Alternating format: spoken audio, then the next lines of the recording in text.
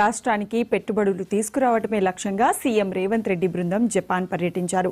Japan వెళ్లింది మొదలు పలు సంస్థలతో రేవంత్ రెడ్డి భేటీ అవుతూ బిజీగా ఉన్నారు. ఈ క్రమంలో సీఎం రేవంత్ రెడ్డి బృందం జపాన్ పర్యటనలో తొలి రోజునే కీలకమైన పెట్టుబడుల ఒప్పందం కుదిరింది. జపాన్కు చెందిన వ్యాపార దిగ్గజం మారుబెనీ కంపెనీతో తెలంగాణలో పెట్టుబడులకు ముందుకొచ్చింది. హైదరాబాద్ ఫ్యూచర్ సిటీలో నెక్స్ట్ జనరేషన్ ఇండస్ట్రియల్ పార్క్ ను ఏర్పాటు చేసేందుకు మారుబెనీ కంపెనీ సంసిద్ధం తెలిపింది.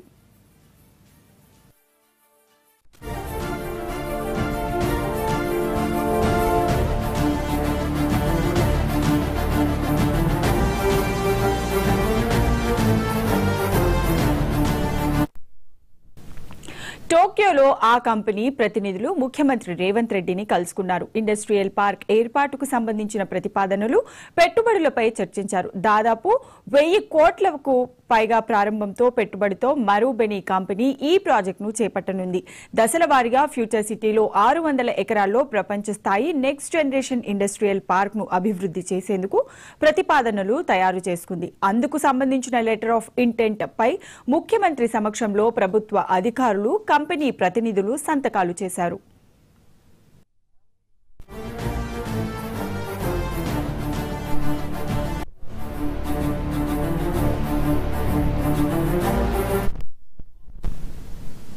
జపాన్ కంపెనీలతో పాటు ఇతర మల్టీనేషనల్ కంపెనీలు హైదరాబాద్ లో తమ తయారీ ప్లాంట్లను ఏర్పాటు చేసేందుకు వీలుగా ఈ ఇండస్ట్రియల్ పార్క్ అభివృద్ధి చేస్తారు. దీంతో దాదాపు 5000 కోట్లకు పైగా పెట్టుబడులను ఆకర్షించే అవకాశాలు ఉన్నాయి. మారుబెనీ ఇండస్ట్రియల్ పార్క్ ప్రధానంగా electronics, green pharma, precision engineering, aerospace మరియు డిఫెన్స్ రంగాలపై దృష్టి పెడుతుంది. అధునాతన తయారీ రంగాల్లో విదేశీ పెట్టుబడులను ఆకర్షించడంతో పాటు నైపుణ్యం కలిగిన ఉపాధి అవకాశాలను సృష్టించాలనే తెలంగాణ లక్ష్యాలకు అనుగుణంగా ఈ ప్రాజెక్టు చేపడతారు.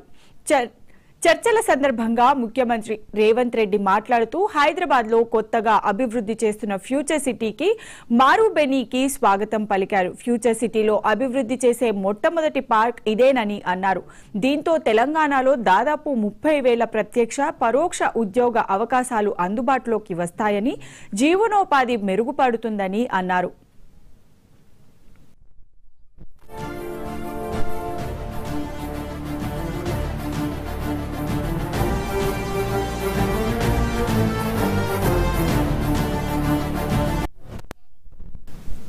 తెలంగాణ రాష్ట్రానికి పెట్టుబడులు తీసుకురావటమే లక్ష్యంగా సీఎం రేవంత్ రెడ్డి బృందం జపాన్ పర్యటించారు. జపాన్ వెళ్లింది మొదలు పలు సంస్థలతో రేవంత్ రెడ్డి భేటీ అవుతూ బిజీగా ఉన్నారు. ఈ క్రమంలో సీఎం రేవంత్ రెడ్డి బృందం జపాన్ పర్యటనలో తొలి రోజే కీలకమైన పెట్టుబడులు ఒప్పందం కుదిరిందని తెలుస్తుంది. జపాన్ కు చెందిన వ్యాపార దిగ్గజం మారుబెనీ కంపెనీ తెలంగాణలో పెట్టుబడులకు ముందుకొచ్చింది. రైట్, ఇక ఇదే అంశానికి సంబంధించి మా కరెస్పాండెంట్ శ్రీకాంత్ మరింత సమాచారాన్ని అందిస్తారు. శ్రీకాంత్, సీఎం రేవంత్ రెడ్డి బృందం జపాన్ లో పర్యటిస్తుంది. ఆ పర్యటనలో తొలి రోజే కీలక ఒప్పందం చేసుకుందని కూడా చెప్పొచ్చు. జపాన్ కు సంబంధించినటువంటి మారుబెనీ కంపెనీ దానికి సంబంధించి దాదాపు 1000 కోట్లతోటి వారు హైదరాబాద్ ఏదైతే ఫ్యూచర్ సిటీలో సీఎం రేవంత్ రెడ్డి బృందం వారికి ఏదైతే వివరించిందో పెట్టుబడులకు అవకాశం ఉందని చెప్పి ఆ కంపెనీకి సంబంధించి ఇక్కడ పెట్టుబడులు పెట్టేందుకున్న అనుకూలతని కంపెనీకి చెప్పడం జరిగింది. కంపెనీ సానుకూలంగా స్పందించి ప్రప్రథమంగా 1000 కోట్లతో ఇక్కడ కంపెనీ నెలకొల్పడానికి ఫ్యూచర్ సిటీలో 600 ఎకరాల్లో ఏర్పాటు చేసేందుకు ముందుకు వచ్చింది. ఆ కంపెనీ దాదాపు ఇప్పటికే పలు సంస్థ దాదాపు 65 దేశాల్లో 410 గ్రూప్ కంపెనీలతో కార్యకలాపాలు సాగిస్తుంది. దాదాపు 50,000 మంది ఉద్యోగులు ఇప్పటికే ఆ కంపెనీలో ఉన్నారు. అట్లాంటి ప్రతిష్టాత్మక కంపెనీతో ఒప్పందం చేసుకుని ఎంఓయూ కుదుర్చుకున్నారు. అది ఇక్కడ తెలంగాణలో పెట్టుబడులు పెట్టించడం ద్వారా దాదాపు 5,000 కోట్ల పెట్టుబడులు భవిష్యత్తులో వస్తాయి. దాంతో పాటుగా తెలంగాణ రాష్ట్రంలోని ఇటు నిరుద్యోగులు కావచ్చు, ఉద్యోగ ఉపాధి అంటే ప్రత్యక్షంగా ఇటు పరోక్షంగా 30,000 ఉద్యోగాలు కూడా వస్తాయని చెప్పి ఇప్పటికే ఇటు రాష్ట్ర ప్రభుత్వం చెప్పిన పరిస్థితి కనిపిస్తుంది. ముఖ్యమంత్రి నేతృత్వంలోని బృందం ఏదైతే ఉందో ఇటు ఐటీ ఇండస్ట్రియల్ సంబంధించినటువంటి ప్రిన్సిపల్ సెక్రటరీ జయశ్రీ రంజన్, అయితే ఎంఏడు మిగతా బృందం కావచ్చు, ఇందులో ఐటీ పరిశ్రమల మంత్రి శ్రీధర్ బాబు రేపు జపాన్ పర్యటన వెళ్ళబోతున్నారు. అయితే మెయిన్గా ఇప్పటికే దాదాపు వారం రోజుల పాటు ఈ బృందం పర్యటించబోతుంది. రేపు పరిశ్రమల మంత్రి రేపు ఈ బృందంలో జాయిన్ కాబోతున్నారు. అయితే మెయిన్గా తెలంగాణ రాష్ట్ర ప్రభుత్వం అయితే ఇక్కడ పెట్టుబడులు పెట్టించడానికి అక్కడ ఆ ప్రభుత్వం అక్కడ అవసరం ఏదైతే ఉందో జపాన్లో జరగబోతున్న ఒసాకాలో జరగబోతున్న ఇండస్ట్రియల్ సంబంధించిన ఎక్స్పోలో తెలంగాణకు సంబంధించిన ఇక్కడ పెట్టుబడులకు ఉన్న అనుకూలత అయితే ప్రధానంగా వివరించబోతున్నారు.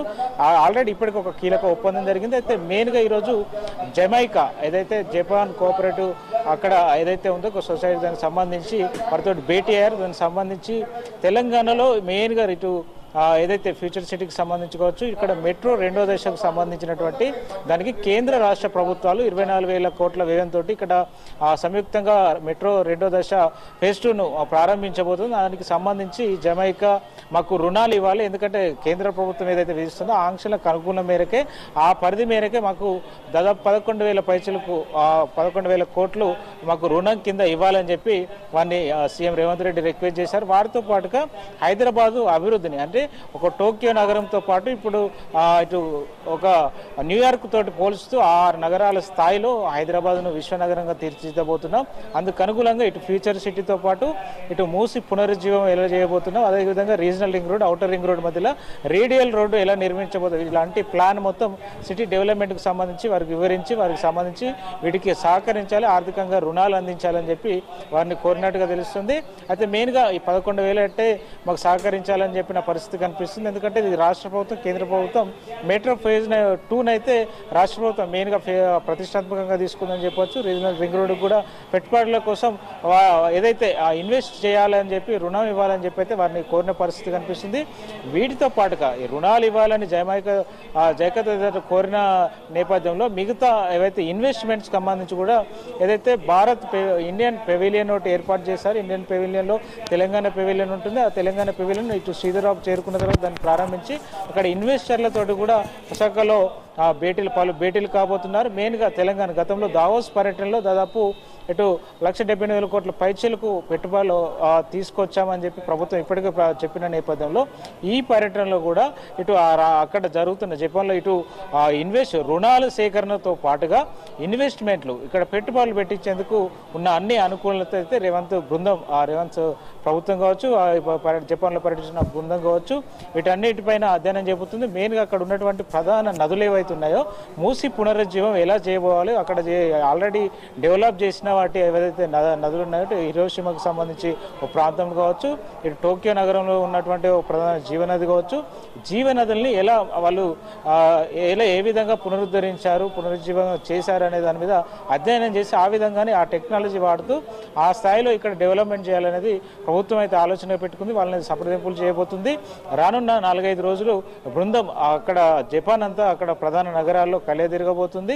ఇప్పటికే ఇన్వెస్ట్మెంట్స్ ఏదైతే ఆ కంపెనీలతో ముందస్తుగానే ఏదైతే ఆ టైం టేబుల్ ఫిక్స్ చేసుకున్నారో ఆ మేరకు ఇండస్ట్రియల్ మంత్రి శ్రీధర్ బాబు తోటి ఇటు సీఎం రేవంత్ రెడ్డి ఈ బృందం అధికారుల బృందం వారితో చర్చలు జరిపి ఇన్వెస్ట్మెంట్కు పెద్ద స్థాయిలో ఇన్వెస్ట్మెంట్స్కి అయితే ఒప్పించబోతున్నట్టు తెలుస్తుంది. అయితే దావోస్ పర్యటనలో ఎక్కువ స్థాయిలో ఆ స్థాయిలో ఊహించినంత ఉంటుందా లేకుంటే తక్కువ వస్తుందా అనేది సస్పెన్స్గా ఉన్నప్పటికీ మెయిన్గా ఇక్కడ మనకు ఈరోజు జరిగిన చర్చలో చూసుకుంటే తొలి రోజు 1,000 కోట్ల ఒప్పందం అయితే వచ్చింది. అది ఎంబోయ్ చేసుకున్నారు. ఫ్యూచర్ సిటీలో వారికి స్థలం 600 ఎకరాలు కేటాయిస్తామన్నారు.